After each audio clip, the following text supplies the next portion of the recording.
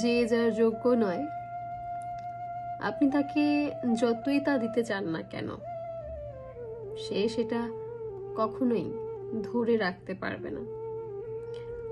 আপনি যতই উজাড় করে দিতে চাইবেন, সে ততই তা হারিয়ে ফেলার 101টা কারণ আপনার সামনে হাজির করবে। বাদরের গলায় মুক্তোর মালা পরানোই যায়, বুঝি বাদরকে আরো একটুখানি সুন্দর লাগবে।